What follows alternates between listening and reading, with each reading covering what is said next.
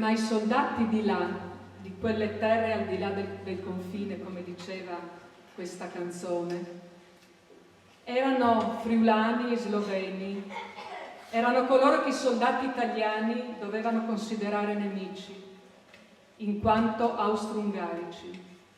Anche loro, quei nostri nonni e bisnonni, morirono, tanti nell'esercito austro-ungarico, ma non sono ricordati a Re di Puglia. Così scriveva Leonardo Zanier. Ente presente. Wie ein Telefonbuch. Ho un dizionario di cognomi. E parfalu ti han ridotto a Scialins une montagne, dai pils fin in son.